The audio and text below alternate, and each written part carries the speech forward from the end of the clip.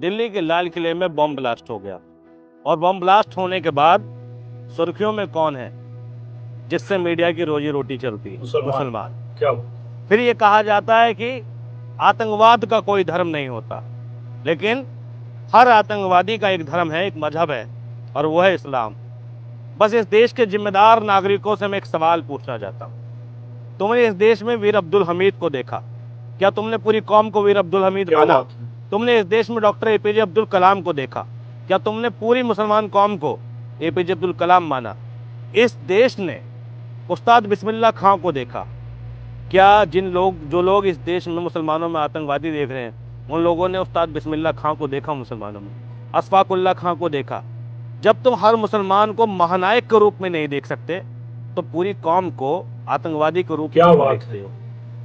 भारत का बॉर्डर पाकिस्तान से लगा हुआ है। पाकिस्तान एक इस्लामिक राष्ट्र है, और वो जो कृत्य करेगा भारत के लिए, वो आतंकवाद के कृत्य करेगा। तो जाहिर सी बात है, आतंकवादी का धर्म इस्लाम ही होगा, मगर वो इस्लामिक व्यक्ति पूरी कौम से ताल्लुक़ रखता है, ये सोच रखना निहायत ही गलत सोच है। और दूसरी बात, जो मीडिया धर्मेंद्र, बॉलीवुड स्टार धर्मेंद्र की मौत का पता नहीं लगा पाया, वो मीडिया आतंकवाद की जड़ों का पता लगा रहा है। दुर्भाग्यपूर्ण है। और एक बात बता रहा हूं कि दुनिया की तमाम एजेंसियां जांच कर ले, इस देश में जब तक नेताओं की जांच नहीं होगी, तब तक इस देश में आतंकवाद की जड़ों का पता नहीं लगेगा। सत्य बात है। हमने अब तक कितनी दुर्घटनाएं देखी जिसमें यूपीए की गवर्नमेंट में भी बॉम्ब ब्लास्ट होते थे, कांग्रेस की सरकार में बॉम्ब ब्लास्ट होते थे, रेलवे दुर्घटना घटती थी, लेकिन हर घटना के बाद एक चीज आती थी सामने, वो था नेता का इस्तीफा।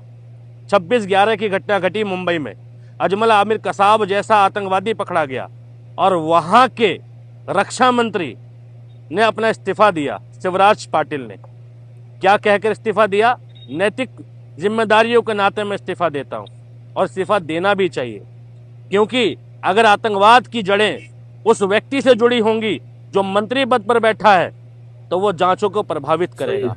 और मेरा मानना यह है, ये मेरे निजी विचार हैं, हो सकता है मेरे विचारों से बहुत सारे लोग सहमत हों और असहमत हों, लेकिन मुझे ये लगता है पुलवामा का हमला और देश में पहलगाम का हमला और अब लाल किले का हमला किसी एक पार्टी के राजनीतिक फायदे के लिए हुआ है। और मुझे लगता है कि देश के प्रधानमंत्री और गृह मंत्री की जांच होनी चाहिए, और जांच तब तक निष्पक्ष नहीं हो सकती जब तक इनका इस्तीफा नहीं हो सकता। नैतिकता को दिमाग में रखते हुए इन लोगों को इस्तीफा देना चाहिए और निष्पक्ष जांच होनी चाहिए, क्योंकि ये पद पर बने रहेंगे तो कभी निष्पक्ष जांच नहीं होगी, सवाल हमेशा दूसरे लोगों पर उठेंगे। लेकिन एक बात बताइए, सुरक्षा और रक्षा की जिम्मेदारी किसकी? देश में सरकार किसकी? प्रदेश में सरकार किसकी? तमाम सुरक्षा एजेंसियां किसके अधीन? बॉर्डर किसके अधीन?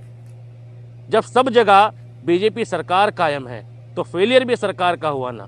तो इस देश में इस्तीफा देने की जिम्मेदारी भी तो सरकार की है।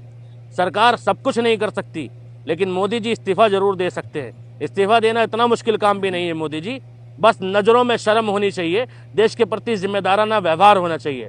लेकिन ना तो तुम्हारी नज़रों में शर्म है, ना देश के प्रति जिम्मेदारियां हैं। अगर नज़रों में शर्म और जिम्मेदारियां का एहसास होता तो मोदी जी आज भूटान में नहीं होते।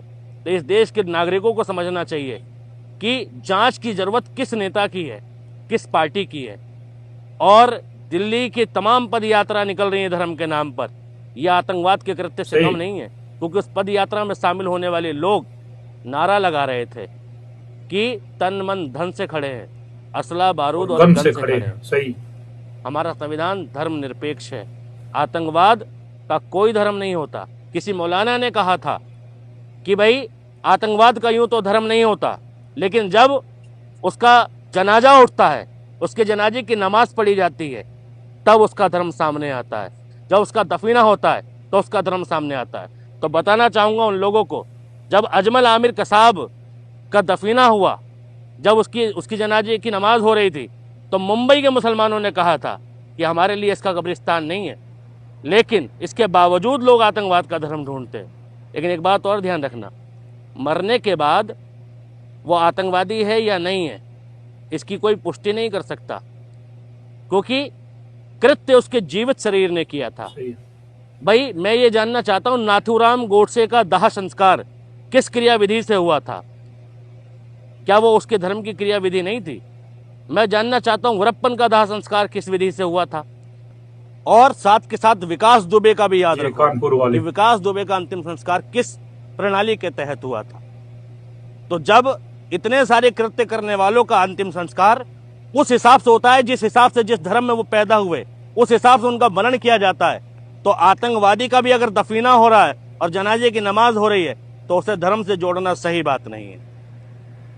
आतंकवादियों के ऊपर लगाम लगनी चाहिए, लेकिन लगाम इस देश की सरकार लगाएगी। लेकिन दुर्भाग्य यह है कि हमें ऐसा लगता है कि सरकार ही इन्हीं घटनाओं में सम्मिलित है। निष्पक्ष जांच की जरूरत है। आतंकवादी पैदा क्यों हो रहे हैं? आतंकवादी आ क्यों रहे हैं? आतंकवादी हमला हुआ क्यों? आतंकवादी आए कहां से?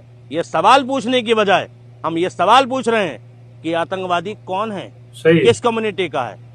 तो इस देश के लोगों को जागना पड़ेगा। एक जिम्मेदार नागरिक होने के नाते सही सवाल पूछना पड़ेगा। आतंकवाद का कोई धर्म नहीं होता, लेकिन जो भी धर्म के नाम पे मारना, काटना और लड़ना सिखाए वो आतंकवादी कृत्य ही होता है, फिर वो कोई भी धर्म हो। दिल्ली का एक बाबा कुछ ऐसा ही सिखा रहा है। अगर पाकिस्तान में कोई मौलाना कुछ सिखा रहा है तो उस मौलाना में और दिल्ली के बाबा में कोई फर्क नहीं है। अगर वीडियो पसंद आए तो आप लाइक, शेयर और कमेंट जरूर करें। कमेंट सेक्शन में बताएं आपका राय क्या है और वीडियो को ज्यादा से ज्यादा आप शेयर करें।